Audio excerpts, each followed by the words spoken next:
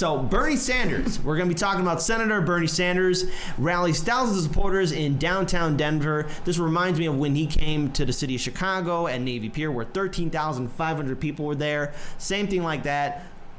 A whole crowd came to see Senator Bernie Sanders, so thousands of people sojourned to the Civic Center Park early Monday night, where they loudly and proudly cheered for Senator Bernie Sanders as the progressive presidential contender denounced insurance companies, the fossil fuel industry, and America's military-industrial complex. The rally had a rock concert atmosphere with strumming guitars, volunteers throwing t-shirts to a front row of superfans, and the chants of Bernie. So just imagine that going over and over again. This is a quote from Senator Bernie Sanders. To all the CEOs out there, hear us loud and clear. Your greed is coming to an end. The 70-year-old Democratic Socialist senator from Vermont, a darling of liberals, young and old, made a loud return to Colorado 11 months after he stumped for now Governor Jared Polis and U.S. Representative Joe Niguez last October in Boulder and Fort Collins. I'm here in Denver asking for your support more than just defeating Trump. I'm here to ask you to help me transform this country and create an economy and government that works for all of us, not just the 1%. Please don't tell me that the United States cannot provide health care to all as a human right. Don't tell me we cannot make public colleges and universities free and cancel all student debt.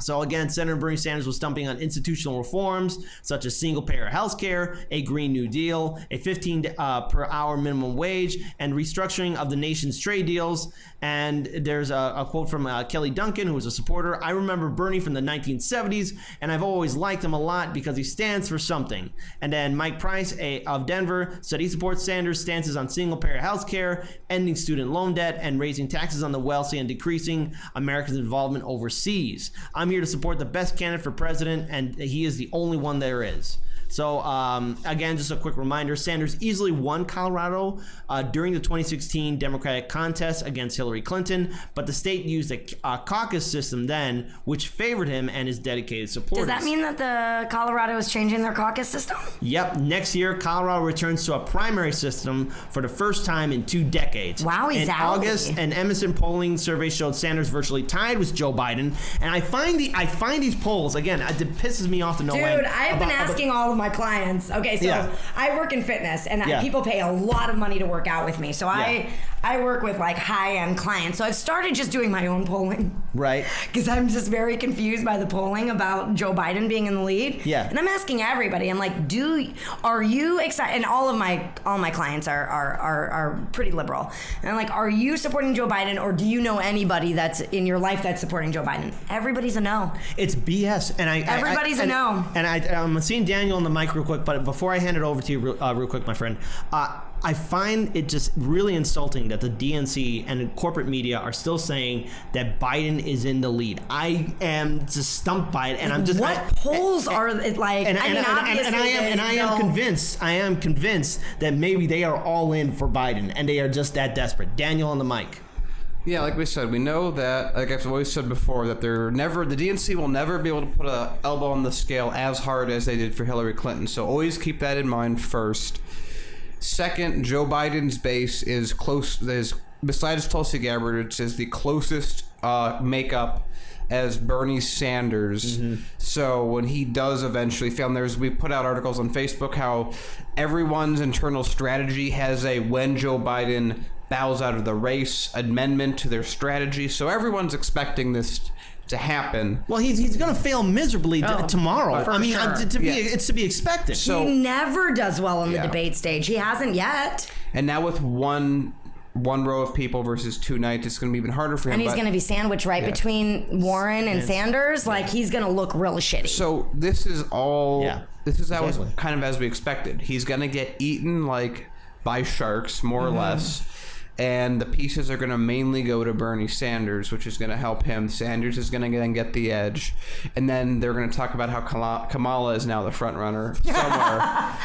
I love it. I love that. It's a good prediction. But to the polls point, to the open primary point, which I was originally going to make, the reason that they did that is it was one of the things that they did in the when they reformed the DNC, in a light quote, that they made it much easier for independents to interact and open. There are many more open primaries in many more states. Yeah. But there are far fewer caucuses. So although it is not beneficial for Sanders, and I think there are issues with the caucus system, but there are more open primaries, which completely assist Bernie Sanders of anyone involved. That's what I was going to say. Remember, I believe the more people vote, the more of an advantage Sanders has. And that's the key thing, because all the polling is, we've talked about this before, is generally speaking, older, whiter people with landlines that have voted, generally speaking, since 2012 for the Democratic Party. Yeah. And so if you're picking those people, and Bernie is tying with Biden, he's doing a lot better than the polls are predicting,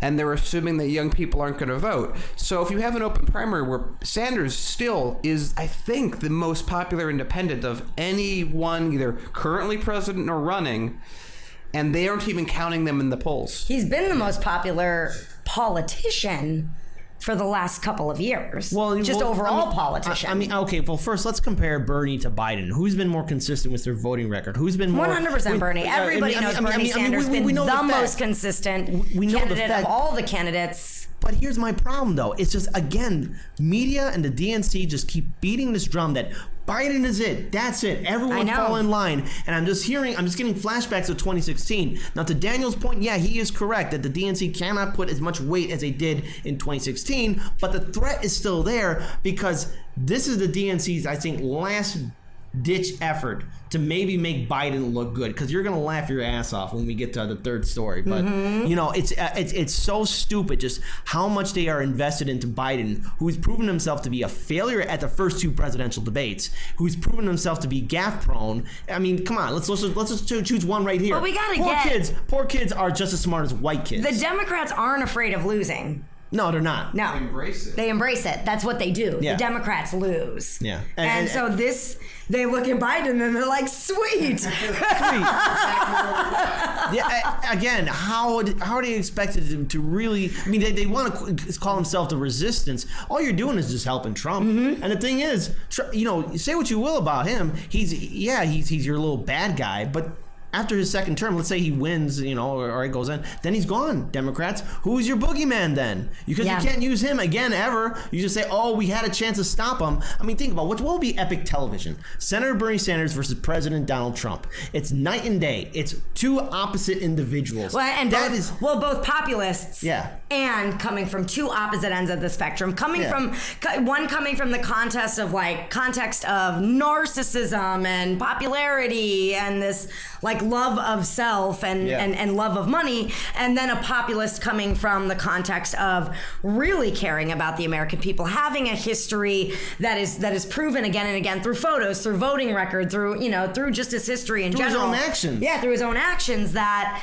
he's a true populist. He really believes in what he's saying. Yeah. And I think that will reveal the lack of clothing our emperor has. Bare bones. Nakedness. Except I'd rather see our new studio naked than Donald Trump. I think everyone would like to see our new Although studio I would naked. like to see his tiny little wiener. I don't know if that's just me. Okay, so I do have one thing. I'm gonna officially deem this the Kira workout poll. People were asking who do people like in your workout poll? Who do people like in my workout poll? Oh my God, this is so great. Okay. Well, I train a lot of white women. Okay. So the demographic to know, but they're gonna vote. Yeah. I train a lot of white women, and they are majority Warren supporters. Okay. I do have one Kamala supporter. He disagrees with me largely on Bernie Sanders. So we have really, really lively conversations. I love him as a person and all of that, but we always disagree on things. And then, but largely I would say Elizabeth Warren support is among my the clients that I train. I do have one Andrew Yang supporter, strong. He's my young male client. And my Kamala is my old male client who's been with me for 7 years, and he's 76 years old. Okay. He says Bernie Sanders is too old. Oh, wow. And Biden How must funny be a is spring that? chicken. Huh? He doesn't support Biden. He's like, no to Biden. Yeah. Really? Yeah. That's what I'm saying. It's interesting that there's a definitive coalition of Kamala, Buttigieg and Warren supporters, and then Biden and Bernie supporters. Mm-hmm. Yeah, but again, I still can't think of any Biden supporters. I don't know a single Biden supporter. That's why I started asking, because of last week's show, I was just flipping out. I'm so tired of hearing these polls that make no sense. Yeah. Even when the polls were, back in 2016, when polls were saying, oh, Trump has a 33% chance of winning, even though I didn't personally in my everyday life know Trump supporters, I knew Trump supporters in my Facebook social circle, in my family, wider circle. I don't know anybody who's excited about Biden. No. Not a single person. And it's a dangerous gamble because... And I know a lot of people. Okay, but think about this too, just before we do move on, because this is a very important story that we are going to head to, but I just want to end it with this final note. We saw Biden fail at 2 presidential debates. We're going to see him probably fail again for this 3rd debate. Let this sink in your heads. If he's the nominee and he's failing not once but 3 times in a row, how the hell is Biden going to stand up against Trump? Good point. That's a great point. He can't. If he can't handle all those people... His track record is for shit.